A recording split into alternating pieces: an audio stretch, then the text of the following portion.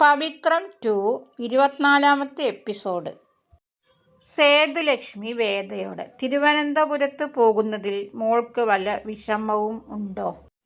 വേദ: ഇല്ല, എപ്പോഴെങ്കിലും എനിക്ക് അങ്ങോട്ട് മാറ്റം കിട്ടിയാൽ ഞാൻ പോയല്ലേ പറ്റുള്ളൂ. അവിടെ ചില കണക്കുകൾ ബാക്കി വെച്ചിട്ട് വന്നിട്ടുണ്ട്.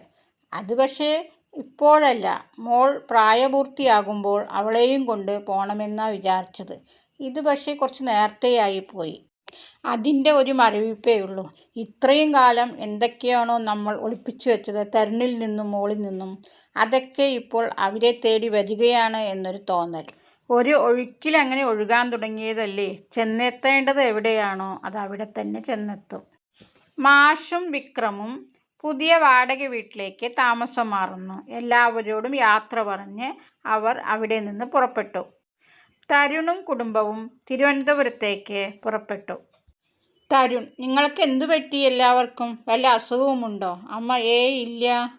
വേദയ്ക്ക് ഒരു വിഷമം, എന്നെയും മോളെയും തനിച്ചാക്കുന്നതിൽ. തരുൺ പറയുന്നുണ്ട്: മോൾ തനിച്ചല്ലല്ലോ, അമ്മയും ഉണ്ടല്ലോ. ഈ പ്രായത്തിൽ കുട്ടികളെ ബോർഡിങ്ങിൽ വരെ ആക്കുമല്ലോ. ഗൗരി: എനിക്കിഷ്ടമാണച്ഛ, ഞാൻ അവിടെ നിന്നോളാം. തരുൺ: ഇത്രയേ ഉള്ളൂ സംഭവം എന്ന് പറഞ്ഞു.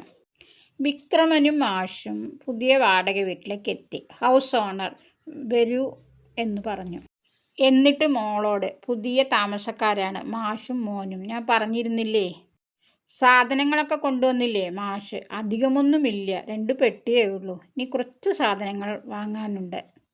മാഷ്: വീട്ടിലേക്കുള്ള വഴി?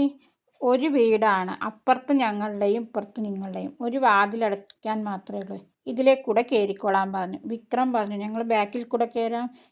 അതിൻ്റെ ഒന്നും ആവശ്യമില്ല. അങ്ങനെ അച്ഛനും മോനും ആ വീട്ടിൻ്റെ ഉള്ളിലേക്ക് കയറിപ്പോകുന്നു. തരുണും കുടുംബവും തിരുവനന്തപുരം വീട്ടിലേക്ക് എത്തുന്നു. മോൾ എത്തിയ ഉടൻ ഓടിക്കളിക്കാൻ തുടങ്ങി. അത് കണ്ട് ഭയന്ന് വേദ പറയുന്നുണ്ട്: മോളെ ഓടിക്കളിക്കണ്ട, വീഴുമെന്ന്. തരുൺ: അവൾ കളിക്കട്ടെ, കുട്ടികളാകുമ്പോൾ വീഴില്ലേ.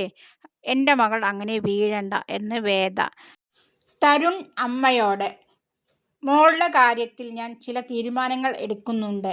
വേദ: അതെന്താണ്? അത് ഞാൻ എടുത്തിട്ട് പറയാം. വേദ അമ്മയോട്: എൻ്റെ മോളുടെ കാര്യത്തിൽ എനിക്കൊരു തീരുമാനമെടുക്കാൻ പറ്റില്ലേ?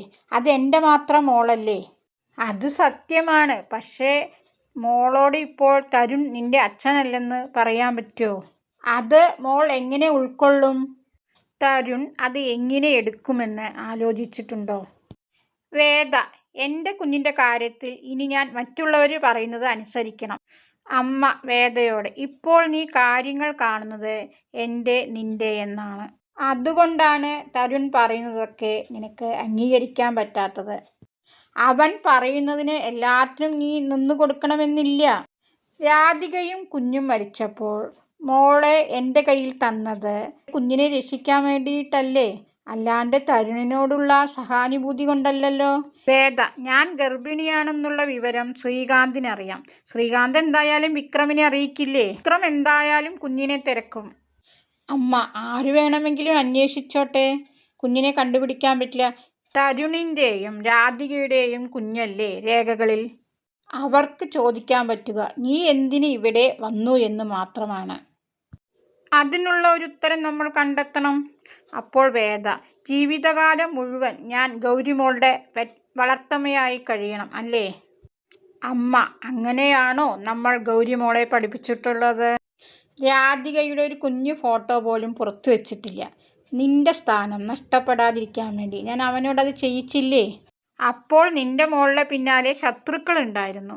തരുൺ ഇപ്പോൾ ചെയ്യുന്നതും അതുതന്നെയല്ലേ. അവളുടെ പിന്നാലെ ശത്രുക്കളുണ്ട്. മോളെ രക്ഷിക്കാൻ വേണ്ടിയിട്ടല്ലേ തരുൺ ഇതൊക്കെ ചെയ്യുന്നത്. നിങ്ങൾ 2 പേര് ചെയ്യുന്നതും ശരിയല്ലേ. അമ്മ വേദയോട്: നീ കൂടുതൽ ചിന്തിക്കണ്ട, അത് മോളുടെ കുഞ്ഞു തന്നെയാണ്. ഗൗരിക്ക് ഒരു പ്രായമാകുന്നതുവരെ നമ്മൾ ഇതെല്ലാം സഹിച്ചേ പറ്റുള്ളൂ. സ്വന്തമല്ലാത്ത ചോരയ്ക്ക് വേണ്ടി എൻ്റെ മകൻ ജീവിതം ഒഴിഞ്ഞു വെച്ചില്ലേ. അത് നമ്മൾ മനസ്സിലാക്കണ്ടേ. എല്ലാം ശരിയാവും, മോൾ വിഷമിക്കേണ്ട. വേദ സേതുലക്ഷ്മി പറയുന്നതെല്ലാം ഓർത്ത് ദുഃഖിച്ചിരിക്കുകയാണ്. വേദ, അമ്മയോട് എനിക്കൊരു കാര്യം പറയാനുണ്ട്.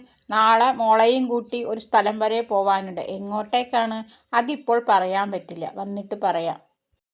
മോളെന്താ അപ്പോൾ ഇങ്ങനെ സംസാരിക്കുന്നത്? വേദ, അമ്മയും എന്നോട് ഇന്നലെ അങ്ങനെയൊക്കെ തന്നെയല്ലേ സംസാരിച്ചത്? അമ്മ, മോളെ ഞാൻ എങ്ങോട്ടും കൊണ്ടുപോകണ്ടെന്ന് പറഞ്ഞിട്ടില്ലല്ലോ. തരുൺ ചോദിച്ചാൽ എന്താ പറയേണ്ടത്? വേദ പറഞ്ഞു, അറിയില്ല എന്ന് പറഞ്ഞാൽ മതിയെന്ന്. Okay, by.